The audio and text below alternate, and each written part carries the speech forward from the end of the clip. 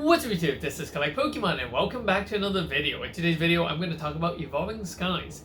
I'm going to talk about why Evolving Skies is doing so well, why other Sword and Shield period sets are going so well, and where is it going to stop? Is it still a good investment? Let's find out. So remember to hit the like button, hit the subscribe button if you're new to this video. I generally do make video, but I've been really burnt out making investment video all the time. It's because everyone is just hyping this set, hyping that set, and it's to a point where they're not really talking about investment. It's mainly a hype. So anyways, I will slowly find my way back to YouTube, but here's this video.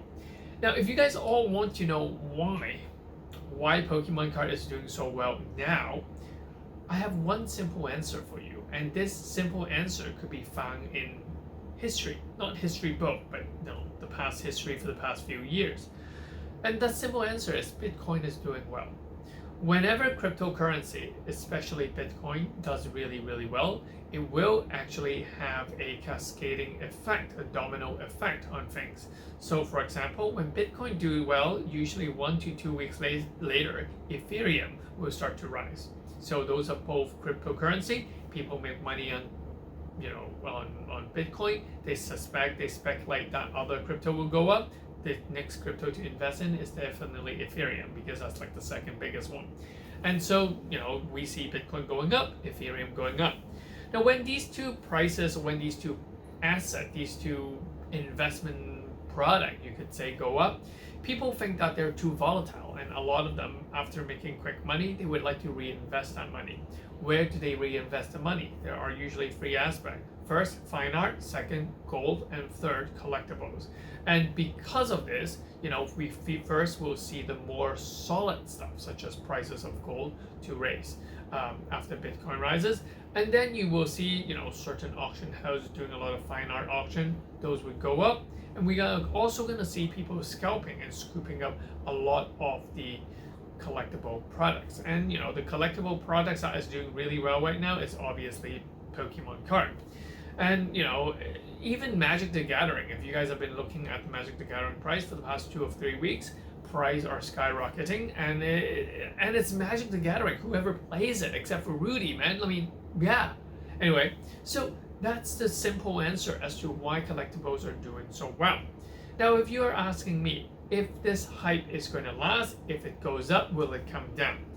Bitcoin will come down. Ethereum will come down.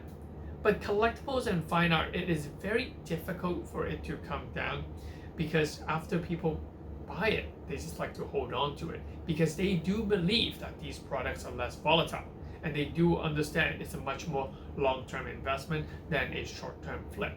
And because of this, a lot of the things that are being bought up right now in the Sword and Shield era are very unlikely to come down. Now this goes to the next question. Hey, Collect Pokemon, what is all this? What are you showing at the back? I'll let you know in just a bit. But the final question that a lot of you guys have attention for is, how much would Evolving Sky go to? I can tell you, by 2026 to 2027, Evolving Sky is going to hit around $2,500 per booster box. Yeah, so that is what I would expect. Did I pull this number from my butt? No, I basically used some calculation, which I'm going to explain. So behind me, you guys can see that I have done some very unvigorous look over eBay to see the prices of many booster box from the XY era, from the Sun and Moon era, and from the Sword and Shield era. And we can see that these are the kind of like the average price, or the price that I eyeballed over the eBay past sale and so on. We can see that the XY sets are doing quite well, especially the earlier XY set being XY base, Flash Fire, Furious Fist.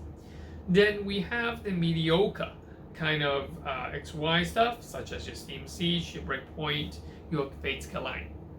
Now we also finally have Evolution, which did actually quite well for its print run and for its time. But here I want you guys to focus on the number here, which says the average price per booster box. In the XY era, the average price of the booster box is around $936. Fast forward to the sun and moon period, we see that it is around 693. And fast forward that to the sword and shield period, it is 199.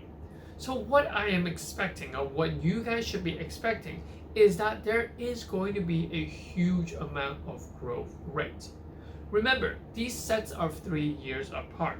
So the era currently is pretty much the sword and shield era comes from around 2019, 2020 to 23, and then you count backwards. So what I would expect is that in 3 to 4 years time, the growth rate of average booster box is likely to hit this price. What that means is that there is still a 248% percentage of growth that is ready for all sets in sword and shield period. You can 2.5 times your money if you buy certain sword and shield products right now. There's a huge chance of it doing this from past record. And if you wait even longer, so if you wait around 6-7 years or 8 years to do a double cycle, there will still be a extra 35% growth. But what we're going to see is we're going to see a huge growth in the price in the next 3 to 5 years in the midterm. And in the long run, it is still going to grow, but the growth rate is going to be much slower from what we can see. Now, I know what you guys are going to say. You're going to say, hey, collect Pokemon. You're just taking an average. What about the best sets? Can I actually spot, which sets are better? Can I invest in Scarlet and Violet? Well, to be very honest with you, there is not much trend here. A lot of people do think that earlier sets in the era do better, but some people do think that later sets in the era do better. For the X and Y, obviously, the earlier did better, but for the Sun and Moon, the later sets did better. For the Sword and Shield, well, currently, the later sets is doing better, so it is very, very, very difficult to predict. And I think that, you shouldn't predict it like that, but rather look at it set by set. So here I have written down the prices of the top tier card, of the top tier sets. And we can see that they're doing really, really well. Currently, in the XY period, the average price of these top cards are around $1,700, and the top price for the Sun and Moon era is $1,300, and the top for the Sword and Shield era is only $373 for average. There is a huge room, 2.7 times, 271% for this to grow.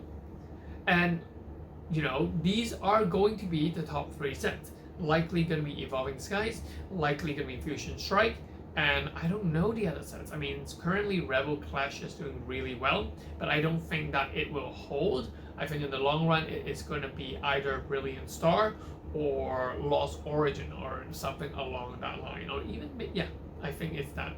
Not really Chilling Reign, actually. So, this is the thing, and these are the things that we are going to be expecting to see. Then you're going to say, hey, collect Pokemon. Just tell me that crazy $2,500 number. Where did you get that? Is it really going to do that well? Well, let's take a look at here. Given the percentage difference, we are expecting Evolving Skies to hit $2,500 between 2026 to 2027. And it should hit around $3,000 when it is 2030 to 2031. I know it seems a long time from now, but yes, that is exactly what I would be expecting. And all the other good sets in this block, in the Sword and Shield era, are likely going to hit around that $800 price range in 3 years' time. So we might see Fusion Strike hitting $800, maybe Brilliant Star hitting $800. That is something that we would expect it to happen.